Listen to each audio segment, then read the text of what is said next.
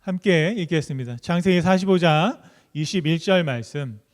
이스라엘의 아들들이 그대로 할세 요셉이 바로의 명령대로 그들에게 수레를 주고 길 양식을 주며 또 그들에게 다 각기 옷 한 벌씩을 주되 베냐민에게는 은 300과 옷 5벌을 주고 그가 또 이와 같이 그 아버지에게 보내되 순하기 10필에 애굽의 아름다운 물품을 실리고 암나기 10필에는 아버지에게 길에서 드릴 곡식과 떡과 양식을 실리고 이에 형들을 돌려보내며 그들에게 이르되 당신들은 길에서 다투지 말라 하였더라. 그들이 애굽에서 올라와 가나안 땅으로 들어가서 아버지 야곱에 이르러 알리어 이르되 요셉이 지금까지 살아있어 애굽 땅 총리가 되었더이다. 야곱이 그들의 말을 믿지 못하여 어리둥절하더니 그들이 또 요셉이 자기들에게 부탁한 모든 말로 그에게 말하매 그들의 아버지 야곱은 요셉이 자기를 태우려고 보낸 수레를 보고서야 기운이 소생한지라. 이스라엘이 이르되 조카도다. 내 아들 요셉이 지금까지 살아있으니 내가 죽기 전에 가서 그를 보리라 하니라. 아멘. 아멘. 자리에 앉으시겠습니다. 하나님께서 우리 요셉에게 세마포 옷을 입히셨습니다. 실은 바로가 입힌 옷인데요. 요셉의 옷이 지금 매 중요한 순간마다 바뀌고 있는 것을 우리가 볼 수 있습니다. 창세기 41장 42절 말씀을 한번 같이 보시겠습니다. 지금 현재 요셉이 입고 있는 옷입니다. 자기의 인장 반지를 빼어 요셉의 손에 끼우고 그에게 세마포 옷을 입히고 금 사슬에 목에 걸고. 아멘. 하나님께서 바로를 통해서 요셉에게 세마포 옷을 입히셨는데요. 요셉이 지금까지 입었던 옷들을 쭉 한번 보면 첫 번째는 아버지 야곱이 입혀주었던 채색 옷이 있습니다. 그것은 장자의 고난을 의미하는 것이고요.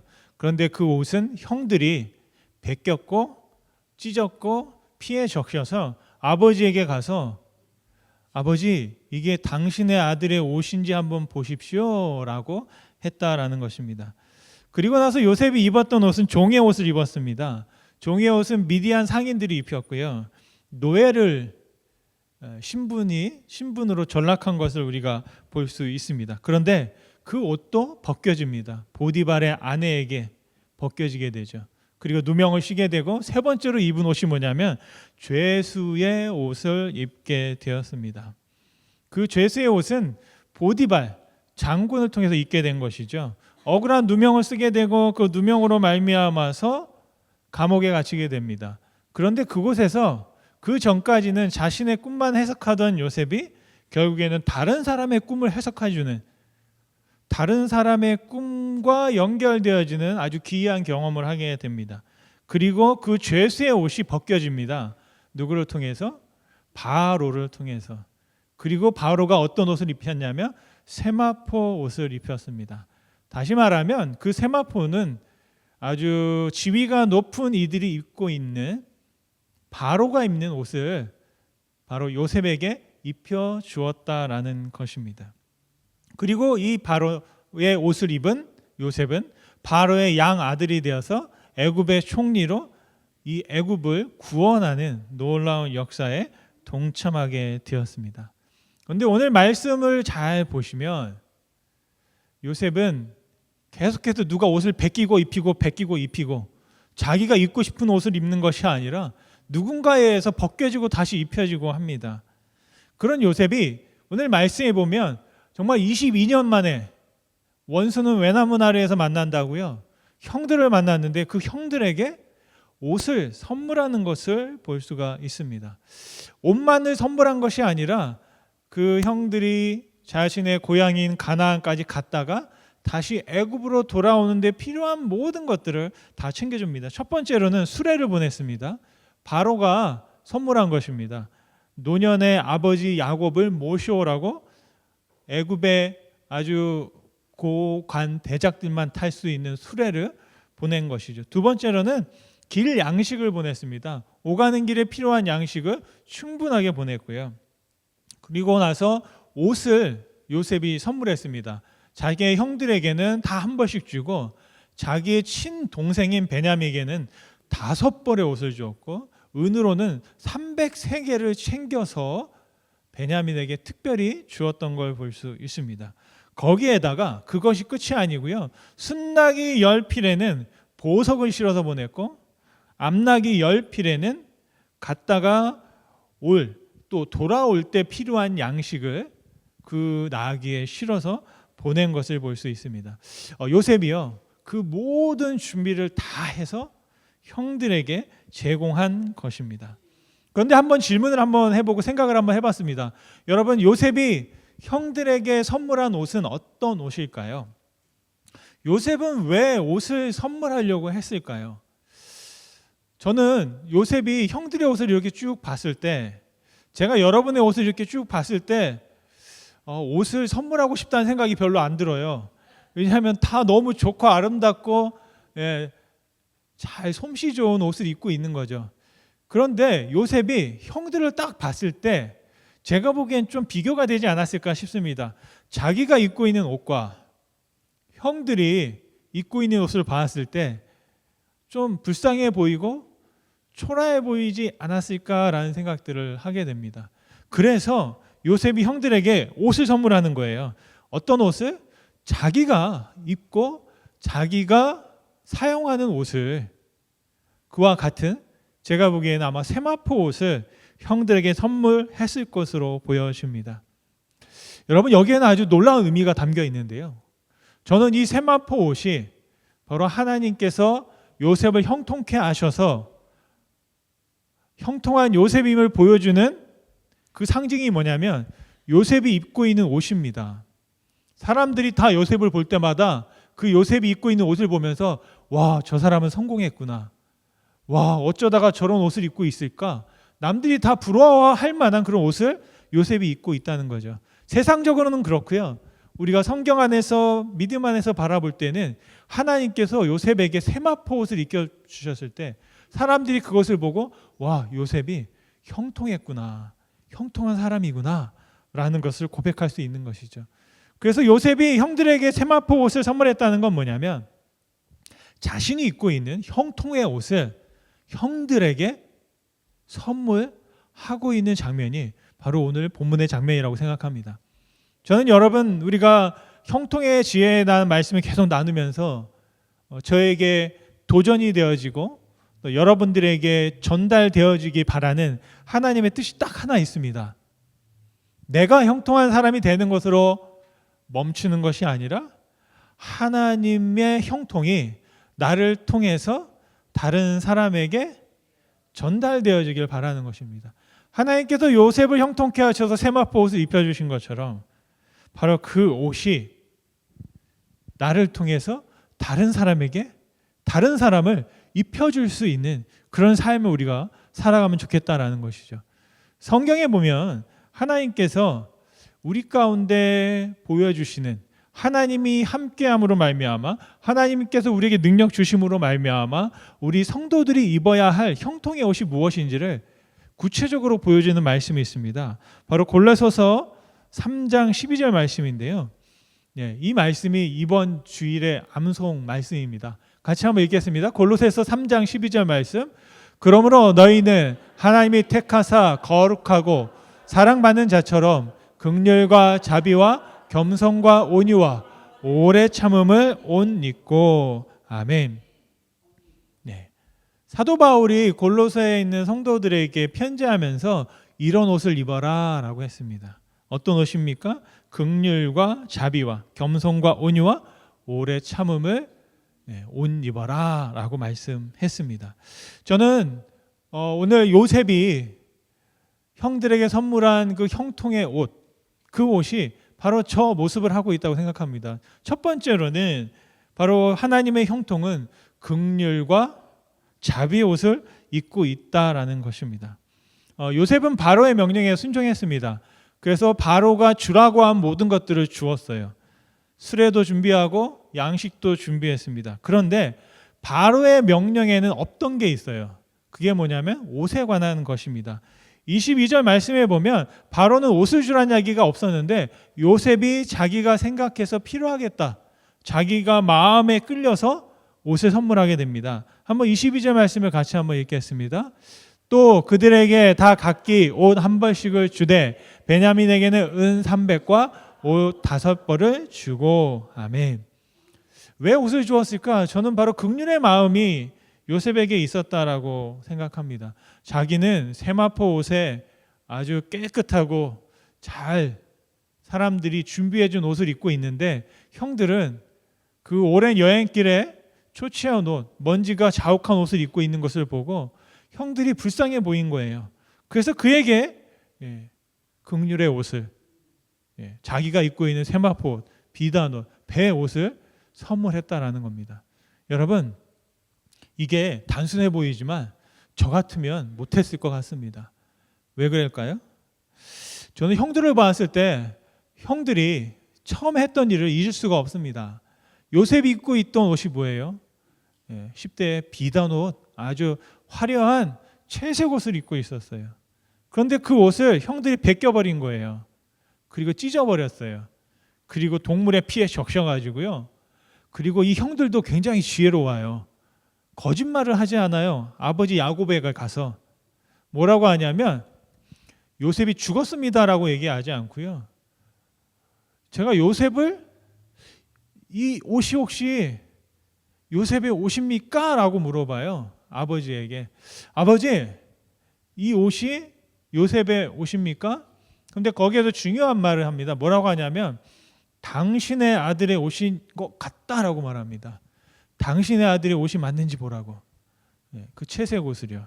제가 예전에 얘기했잖아요. 저희 그 아내에게 여동생이 하나 있어요. 그래서 엄마를 부를 때 서로 기분이 좋으면 엄마 그러고 기분이 나쁘면 니네 엄마 그래요. 자매인데 자기 엄마인데 너의 엄마가라고 할 때가 있더라고요. 이제 서로 이제 이렇게 한 번씩 이제 마음이 이제 속상해지면 자기 엄마가 아니라 너 엄마가 그랬다고 이제 이런 얘기를 하는데 형들이 그런 거예요. 아, 이게 내 동생의 옷인지 보라는 게 아니라 당신의 아들의 옷인가 한번 보소서라고 했던 그 형들입니다. 그런데 여러분, 그 형들이 자기 앞에 나타났을 때 제가 볼 때는 어때요? 쌤통이다. 그래, 당신들은 그렇게 허름한 옷을 입고 나는 이렇게 딱 애굽의 왕 총리의 옷을 입고 있으니 자, 내 꿈이 맞는 거 아닙니까? 라고 자신을 증명하고 보란 듯이 형들을 면박줄 수 있었어요. 그런데 요셉은 오히려 형들에게 자비의 옷을 입혀줌으로 용서함으로 말미암아 자신이 입고 있는 같은 옷을 형들에게 선물하고 있는 것을 볼 수 있습니다. 바로 그 옷을 선물한다는 그 의미가 그런 의미인 것 같아요. 제가 형들의 입장이라면 그 옷을 받을 때 막 떨렸을 것 같아요. 내가 옛날에 요셉에게 한 일이 있는데 아니 왜 요셉이 나한테 이렇게까지 하지? 라는 생각을 하지 않았을까 싶습니다. 바로 요셉이 형들에게 주었던 첫 번째 옷은 긍휼의 옷이고 두 번째는 바로 자비와 용서를 베푸는 옷이었습니다. 세 번째 하나님의 형통은 겸손과 온유의 옷을 입고 있습니다. 바로 겸손의 옷인데요. 24절 말씀을 같이 한번 읽겠습니다. 24절 말씀. 이에 형들을 돌려보내며 그들에게 이르되 당신들은 길에서 다투지 말라 하였더라. 아멘. 형들은 어떤 사람인지 요셉이 아주 잘 알고 있습니다. 분명히 저들이 길을 가다가 뭔가 문제가 생길 것이다. 근데 저도 좀 불안하긴 합니다. 형들을 잘 알기 때문에 저들이 갔다가 혹시 안 돌아오면 어떡하지? 제가 가장 큰 걱정은 그거였어요. 가다 보니까 굳이 안 돌아와도 될 것 같은 생각이 들지 않을까. 그리고 무엇 때문에 다툴까요? 좀 못된 생각이지만 아까 요셉이 베냐민에게 어떻게 했다고요? 옷을 5벌을 주고 은으로 300세겔을 주었다고 하는데 제가 정확히 그 금액은 모르지만 꽤 큰 돈인 것 같아요. 22년 만에 만난 자기의 친동생에게 선물하고 금을 안겨줄 정도면 은을 굉장히 큰 금액이 아닐까 싶습니다. 그런데 그것이 누구에게 있다고? 베냐민에게 있어요. 여러분 한번 형들이 길을 떠납니다. 떠나다 보면 20여 년 전에 요셉에게 일어났던 그 일이 다시 일어나지 말라는 법이 없어요. 아마 요셉의 마음에는 생선을 고양이에게 맡기는 것과 같지 않았을까요? 길을 가다가 만약에 형들 중에 한 명이 야, 정신을 차려보니 지금 우리가 이럴 때가 아니다. 베냐민인데 베냐민만 없어지면 베냐민의 것이 누구의 것이 됩니까? 우리들의 것이 된다.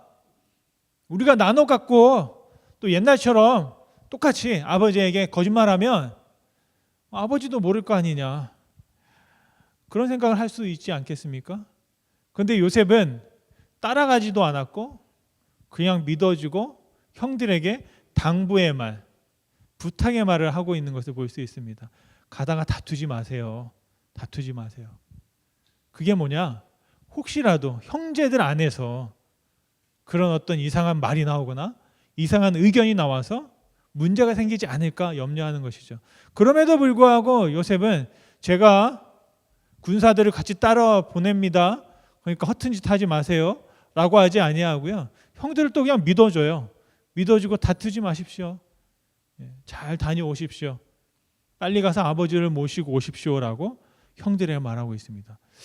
여러분, 제가 형들이라면 꼭 그렇게 안 하고 싶은 생각이 들 것 같아요. 저는 요셉을 다시 보고 싶지 않거든요. 왜요? 제가 형이었다면 요셉을 볼 때마다 죄책감이 들고 불편할 것 같아요. 그러니까 안 보고 싶은 거죠. 할 수만 있으면 이거 어떻게 해서 가서 잘 살고 싶은 생각이 더 클 것 같습니다. 그런데 요셉이 뭐라고 말하냐면 지금 흉년이 2년 들었고 앞으로 5년 더 흉년이 있을 거라고 말합니다. 이게 누구의 말이에요? 요셉의 말이에요. 그런데 여러분 그 말을 믿을 수 있습니까? 여러분 같으면 그 요셉의 말을 믿으시겠습니까? 저는 안 믿을 것 같아요. 증거를 대라. 왜 그렇게 되느냐? 그러면 하나님께서 꿈을 주셨다 뭐 그럴 것 같은데 이 형들은 안 믿을 수도 있잖아요. 5년 동안 흉년이 들지 않았고 만약에 올 이번 가을만 잘 지나면 또 상황이 좋아져서 잘 될 수도 있는 거 아니겠습니까?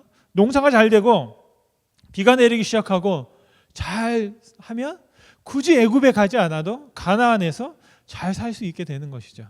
그런데 그런 많은 생각들을 할 수 있음에도 불구하고 요셉은 그냥 형들에게 온유함으로 당부하고 있는 걸 볼 수 있어요. 요셉의 모습을 보면 형통한 자로서 온유한 옷을 입고 형들을 대하고 있는 것을 볼 수 있습니다. 다시 한번 온유함이라는 건 뭐냐면 믿어주는 겁니다. 우리가 자녀들이 볼 때 막 화가 날 때 있습니다. 말을 듣지 않고 내 뜻대로 되지 않을 때 막 화가 치밀어 오릅니다. 그럴 때마다 한 번쯤 하나님의 마음과 온유함을 갖는 거죠. 어떨 때 온유함을 가질 수 있습니까? 믿어줄 때요. 누구를 믿습니까? 하나님을 믿을 때 하나님께서 함께 하신다. 하나님께서 우리 자녀들과 함께 하신다. 하나님께서 우리 교회 성도들과 함께 하신다. 하나님께서 이 세상을 사랑하신다. 그럴 때 우리는 그 믿음 안에서 온유한 옷을 입고 살아갈 줄로 믿습니다. 마지막으로 보면 하나님의 형통은 인내와 오래 참음의 옷을 입고 있습니다. 여러분 하나님의 형통의 사람은 인내의 옷을 입고 살아가게 되는 줄로 믿습니다. 아까 말씀드린 것처럼 요셉은 형들과 동행하지 않습니다. 그냥 애굽에서 자기 일을 하면서 형들이 돌아올 때를 기다렸습니다. 여러분 기다린다는 것은 무엇입니까? 바로 믿음인 것입니다. 기다려주는 겁니다. 제가 항상 주일마다 하나님 믿음을 주시옵소서. 어떤 믿음이요? 여러분이 이 자리를 채울 수 있기를 기도하는 거예요. 그런데 가끔 악몽을 꿀 때가 있어요. 예배를 딱 시작하려고 했는데 딱 앉아 있다가 강단에 딱 올라와서 딱 봤는데 아무도 없는 거예요. 이럴 때는 정말 막 소름이 돋고 오싹하게 되는 거죠. 내가 시간을 잘못 알았나? 막 두려울 때가 있습니다. 그런데 딱 떴을 때 저를 바라보는 여러분의 얼굴들이 정말 현실로 나타나면 얼마나 감사한지 모르죠. 여러분 기다린다는 것은 우리 굉장히 소중한 것입니다. 우리는 내가 무슨 능력을 가지고 하는 것보다 기다릴 때 더 큰 일을 하게 되는 줄을 볼 수 있습니다. 저희가 팬데믹 기간 동안 배운 게 있어요. 기다리는 거예요. 인내하는 걸 배웠습니다. 기다린다는 것은 인생에서 어떻게 보면 가장 흔한 겁니다. 우리는 지금도 기다리고 있고 늘 기다리고 있고 잘 기다리는 사람이 잘 살아가게 되는 줄로 믿습니다. 기다림이라는 것은 뭐냐면 지금 현재 상황에서 앞으로 되어질 일들을 바라고 있는 것인데 그 사이에 공백이 있는 거예요. 근데 그 공백을 어떻게 채우느냐, 우리가 기다림으로 채우는데 저와 여러분이 잘 채울 수 있기를 간절히 바랍니다. 오래 참음의 옷을 또한 요셉이 입고 있는 걸 볼 수 있습니다. 이제 아버지를 봐야 되거든요. 저 같으면 당장 달려갈 것 같은데요. 또 기다리고 22년을 기다렸으니 형들이 아버지를 모시고 올 때까지 오래 참고 기다리고 있는 걸 볼 수 있습니다. 여유가 있는 거예요. 막 조급하게 하지 않습니다. 모시고 올 것이다. 형들을 믿어주는 것이고 하나님께도 분명한 뜻이 있어서 우리를 이곳에 살게 하셨으니 저는 그런 생각까지 한 것 같아요. 만약에 형들이 내 말을 믿지 않고 5년 동안 흉년이 있다는 걸 믿지 않아요? 하지만 요셉은 아는 거예요. 올해 아니면 또 내년에도 그 가지고 있는 양식을 가지고는 1년 이상 버티기 힘들다. 최소한 2년 이상 버티기 힘들다. 언젠가는 돌아올 것이다. 살기 위해서.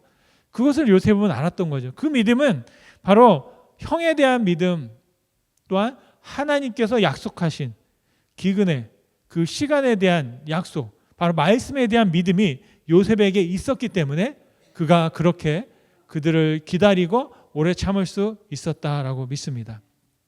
형들은 곧바로 아버지에게 가서 제가 염려했던 것처럼 거짓말하지 아니하고 있는 사실 그대로 야곱에게 말한 걸 볼 수 있습니다. 26절 말씀인데요. 그때 야곱이 어떤 반응인지를 한번 보겠습니다. 26절 말씀. 알려 이르되 요셉이 지금까지 살아있어 애굽 땅 총리가 되었나이다. 야곱이 그들의 말을 믿지 못하여 어리둥절하니. 아멘. 어리둥절하다는 건 뭐냐면 이해가 되지 않아가지고요. 마음이 차갑게 식었다. 약간 이렇게 충격을 받아가지고 땅 멍해졌다. 그런 뜻입니다. 그러니까 이제 또 형들이 이어서 설명합니다. 27절 말씀입니다. 같이 한번 읽겠습니다.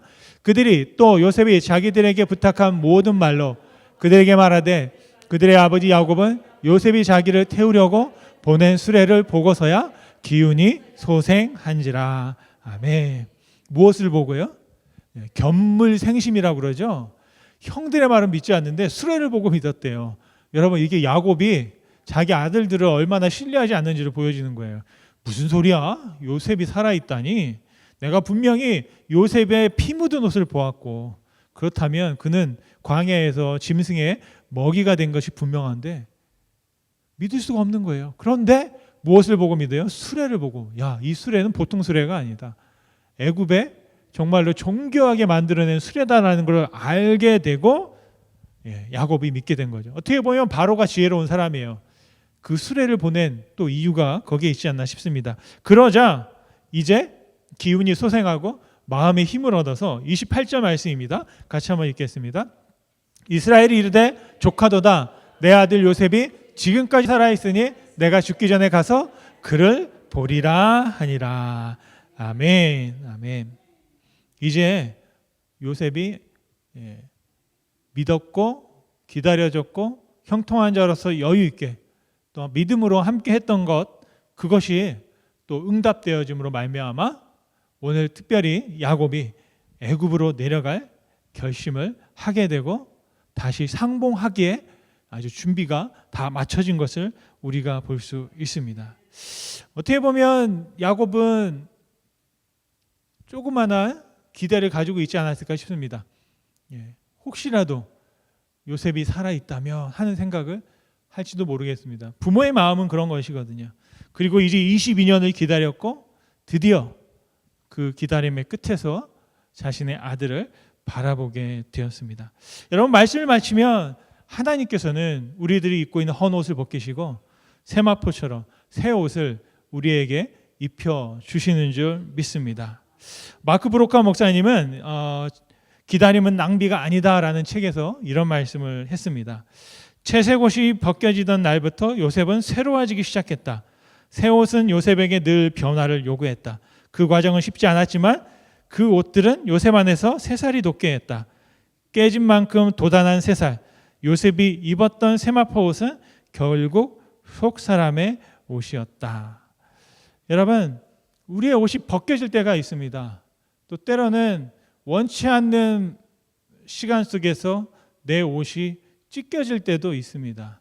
우리의 마음에 상처가 입을 때도 있습니다. 때로는 내가 원해서 내가 입고 있는 옷을 벗을 때도 있습니다. 여러분, 그럴 때마다 우리가 무엇을 해야 할까요?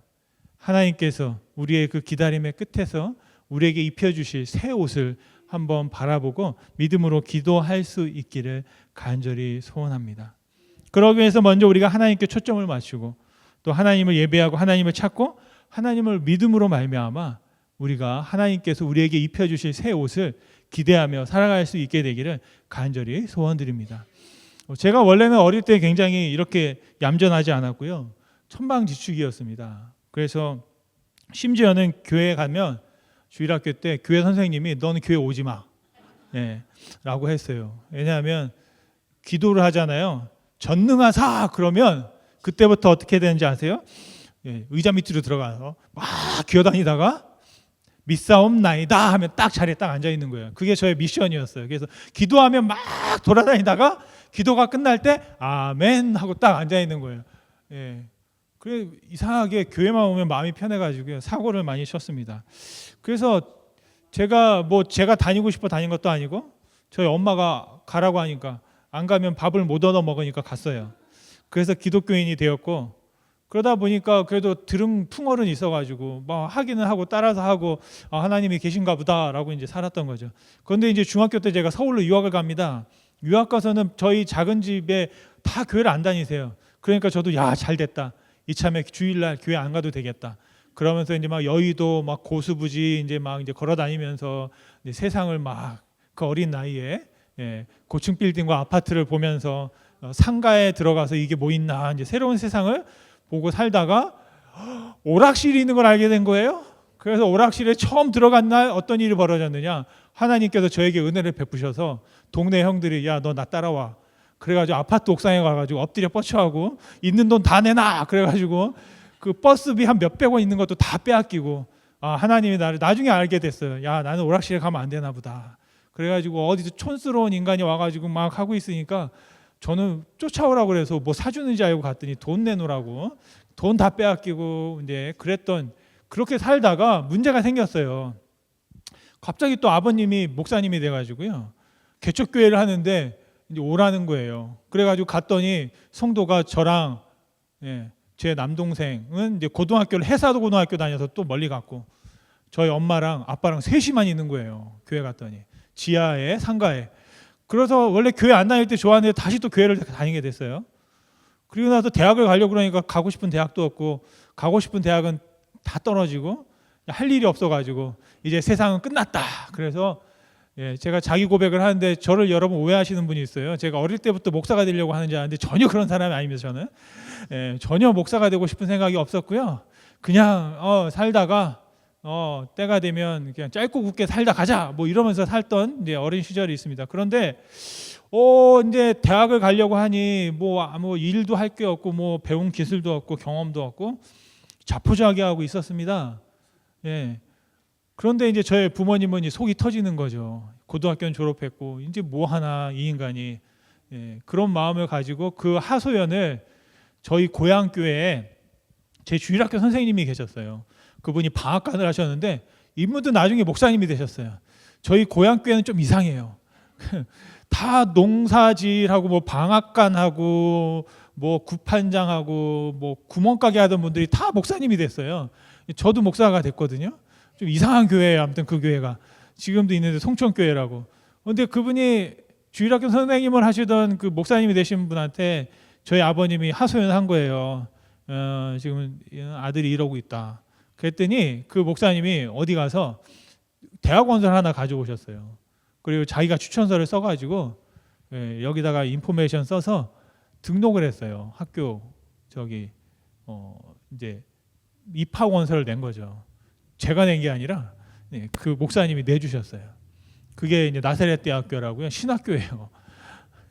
그래서 제가 이제 나중에 보니까 합격이 됐대. 그 이상하다. 나는 합격이 됐다고? 그래가지고 그거 언제 오래는 거예요. 그래서 이제 저는 지난번에도 고백을 했지만 그 기간 동안에 부산에도 한번 갔다 오고 뭐 하다가 그래도 오라는 데가 있으니까 한번 가보자. 그래서 이제 천안에 신학교를 가보게 된 거죠. 그렇게 해서 제가 이제 신학교를 갔는데 그 가서 공부를 하게 되고 또 거기서 정말 하나님의 인도하심으로 제 아내를 만난 거예요. 제가 어떤 마음으로 학교 왔는지도 모르고 저를 만나가지고 예, 그래서 지금까지 이렇게 이르게 됐다는 이 이야기를 제가 왜 했을까요? 예, 여러분 저는요 제가 여러분들에게 나누고 싶은 것은 뭐냐면 제가 입고 싶은 옷을 입을 때 있잖아요, 그죠? 그런데 제가 원치 않는 옷을 입을 때가 있더라고요. 하나님께서 입혀주신 옷을 입을 때가 있습니다. 여러분 그때 하나님께서 저와 여러분들에게 어떤 특별한 일들을 준비하시고 또 일을 시작하시는 그런 역사를 제가 삶을 통해서 경험하게 되었습니다. 아무런 소망이 없던 저에게 이상한 신학교에 신학생 옷을 입혀주셨어요. 그래서 거기서 하다 보니 다시 하나님을 만나게 되고 내가 어릴 때 하나님께 제가 약속했던 약속들을 기억나게 하시고 나의 삶을 통해서 하나님께서 이런 일들을 이루시려나 막연한 기대와 생각들을 가지게 됐습니다. 그러면서 그 삶 속에서 하나님께서 입혀주신 옷을 입고 지금까지 살아가게 되었습니다. 여러분 하나님께서 여러분들에게 분명히 입혀주신 옷이 있습니다. 요셉이 입었던 그 세마포 옷을 여러분 입고 계신 것을 제가 봅니다. 내가 요셉의 이야기를 통해서 한번 하나님 앞에 회개하고 여러분들한테 나누고 싶은 것은 저는 제가 어떤 옷을 입을까 앞으로 내가 무슨 옷을 입고 살까를 굉장히 고민하며 살았습니다. 그런데 요셉은 형통한 자가 됨을 말미암아 그 생각과 마음과 삶의 방식이 전혀 바뀌어진 것을 볼 수 있습니다. 그 전까지는 아버지가 입혀준 채속옷을 입고 철없이 자랑하던 그 철부지가 이제는 형들이 입고 있는 허름한 옷을 보고 자신의 옷을 선물하는 자가 되었다라는 것이죠. 아까도 말씀드린 것처럼 나를 죽였고 나를 상처 주었고 내가 입고 있는 그 옷을 벗겼고 여러분 그럴 때 있지 않습니까? 누군가 여러분의 마음을 막 찢어버리고 핥혀버리고 나는 정말 아름답고 나는 정말 사람들 보기에 정말 보기 좋은 삶을 살고 싶은데 그 누가 나를 막 험담하고 나를 찢어버리고 제가 저랬다라고 하고 하는 그런 이야기를 들을 때가 있습니다. 제가 어릴 때는요 누군가가 저를 막 험담하면 굉장히 큰 상처가 됐었어요. 나를 위해서 나는 그래도 하려고 할 만큼 하고 사는데 나한테 왜 저러지? 라고 하는 생각들을 가질 때가 있었습니다. 그런데 이제는 또 다른 생각들을 하게 되더라고요. 나를 향해서 비난하는 거는 괜찮아요. 왜냐하면 하나님이 나를 그렇게 생각하지 않으시기 때문에 하나님께서 나를 그렇게 봐주시지 않기 때문에 하나님은 저에게 세마포옷을 입혀주시고 예수님의 옷을 입혀주시고 긍휼과 자비로 또 오래 참음과 인내하심으로 겸손함으로 저에게 옷 입혀주시고 그렇게 저를 바라보시거든요. 그런데 그 누군가가 이제는 제가 가끔 열받을 때가 언제냐면 나를 욕하는 건 괜찮아요. 그런데 내 옆에 있는 사람들을 욕하면 제가 못 참겠더라고요. 왜 저러지? 라는 생각들을 할 때가 있습니다. 그러면서 다시 한번 되돌아보는 것은 혹시 나도 그러지 않았는가? 내가 혹시 누군가의 형들처럼 누군가의 옷을 와 예쁩니다, 아름답습니다 라고 하는 것이 아니라 왜 저런 옷을 입고 왔어? 오늘 왜 저런 옷을 어울리지 않게 왜 저러고 있어? 왜 저렇게 살고 있어? 라고 혹시 내가 바라보진 않았는가 라는 생각과 회개의 마음이 한번 들더라고요.